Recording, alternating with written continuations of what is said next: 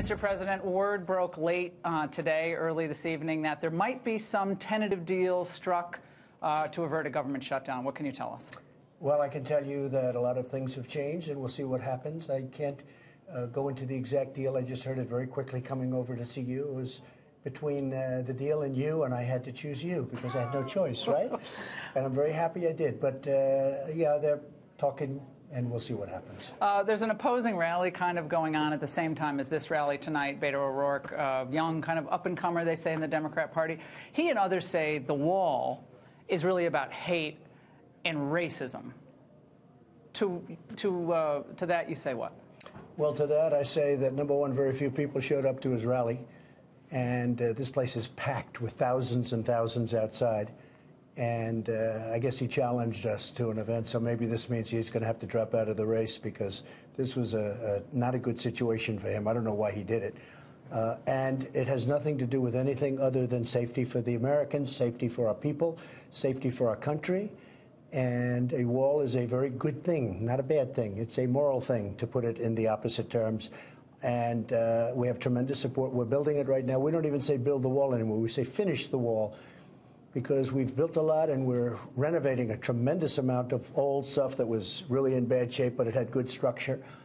So we're saying finish the wall. No, walls are very important. If you don't have it, all of the technology, Laura, all of the drones that they have flying around so nicely up in the air, they don't mean a thing. What about all these border sheriffs, the ones at the border, border mayors? They always say, oh, no, we don't need a wall. We're safe. They were challenging some of your statistics on El Paso, even though Juarez has had a terrible year last year for murders, another one. Well, first of all, Juarez is like the murders are tremendous, and here they have very few.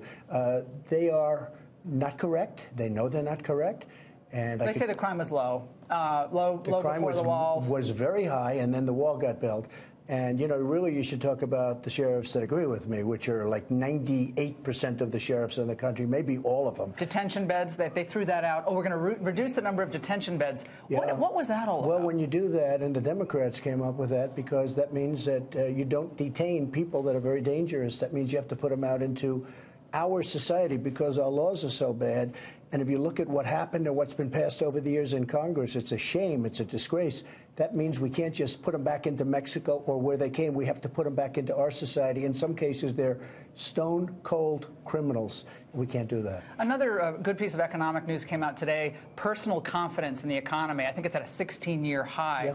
With that, why are so many millennials gravitating in some polls towards socialism over capitalism? And what can you do to reinvigorate their understanding of the free market? Well, I think number one, they're young. They're idealistic, if you call it idealistic. I think that capitalism is more of an ideal. But if you look at the poll numbers, you look at the kind of numbers that we have, it's been great. I hit my all-time high today, 52%, and that's with only bad stories because the press only gives me bad stories. You treat me fairly. Were you surprised when some Democrats didn't stand up when you asked that question at the State of the Union about socialism? Or we're never going to be a socialist country? Not everybody stood up. Because that's where they're coming from. When I see some of the responses, when I see some of the statements made by congressmen and women, I say, are we living in the United States of America? Look, we have a country that's doing the best it's ever done. We are just lapping the world. You compare, you know, it used to be like we were a second sister to China. Now China is looking up to us. We are doing so well, and other countries are not doing well. And that makes it tougher for us in a certain way because we do business with other countries. But we're setting records in so many ways, including record unemployment, meaning in a positive way, meaning But they always say, well, Obama started that, and then they'll say, well, there's income inequality. That's the new buzzword. You're going to hear that a lot in 2020, income inequality. A lot of the young freshman congressmen and some of the candidates in 2020 are really gravitating toward that. If I would have stayed with what President Obama did, you look at his last months, you look at what happened the first months coming into my term, they were very low, the numbers, the GDP numbers and everything else. If I would have stayed with those numbers, Laura, we would have had an economy that would have been going way in reverse right now. We opened it up. We got rid of regulations that were unnecessary. We did the biggest tax cuts we've ever done in our country. We opened up the oil. We opened, you know, we're the largest oil exporter now. We're the largest oil and gas in the world right now. Nobody thought that was possible this quickly. No, we opened up our country. We're letting people work again. We have more people working today, almost 160 million people We have more people working today than have ever worked in the United States. It's great. And yet we didn't have some people stand for that at the State of the Union. You say record low unemployment. Well, what does that tell you about, are they, I got lots of texts, they're trying to paralyze our economy with investigations, all these oversight. You're getting hammered, I know, with requests for documents and so forth, which is part of the oversight. But well, what's going on there? Yeah, what's happened to me should never be allowed to happen to another president. With investigations on things that never took place, like Russia, you know, the Russia collusion, delusion, we call it. I call it a hoax. And in fact, it was very nice. Richard Burr the other day came out after almost 2 years of investigation. They found absolutely no collusion between Trump and the Russia, which I could have told a lot of people, and which I have been saying to a lot of people. This has never happened to it. The Democrats know it's a hoax. This is a political game. So now the Russia thing is dead. And now they say, well, we're going to look at every company that Donald Trump was ever, they don't have any information or anything. We're going to look at every company that Donald Trump was ever involved in.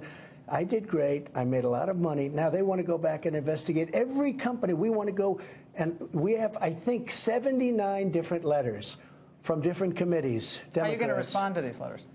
Well, for the most part, they're conflicted. I got one from Pocahontas today where it said that Donald Trump, we want to investigate some company that it's so disgraceful. I said, just write her back, say she's got a conflict of interest, okay? And she should focus more on her heritage and not being ashamed of what she is. She should really focus on herself. But we've gotten letters, Laura, from so many committees. I didn't know we had so many committees. I think it's up to 79 letters. This is based on no information of any wrongdoing, because I'm a very straight person. African Americans. Excuse me. So we went through this whole Russian hoax. Nobody's ever done what I did, where I was hit with this. Now, think of this. Hit with it, and we probably had the greatest first 2 years of any president in our history in terms of what we've accomplished with employment, with GDP, with everything. And companies are moving back into our country, which is one of the great stats. African Americans in this country, what would you say to the young African American today in Virginia who's seeing the turmoil in that state and just and wants to kind of understand how the race issue is like pummeling us on all sides? It's a terrible situation. I think that the Republicans are going to do very well in Virginia. I think a lot of things are happening in Virginia.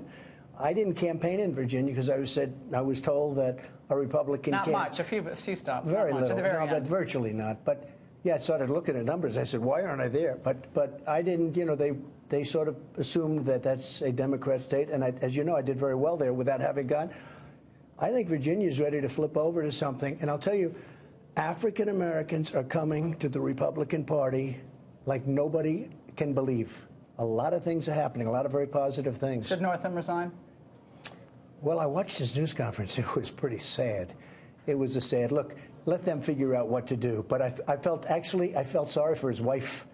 And his wife saved him from doing, as you know, Michael Jackson. Yeah. He was going to try and imitate Michael Jackson with the moonwalk. Nobody can imitate Michael with the moonwalk. And this would not have been a pretty... You add that little couple of seconds of footage onto what he did. But it was a pretty bad situation. Mr. President, thank you. Thank you very much. Thank you very much for being here. Thank you very much. Thanks. Appreciate it.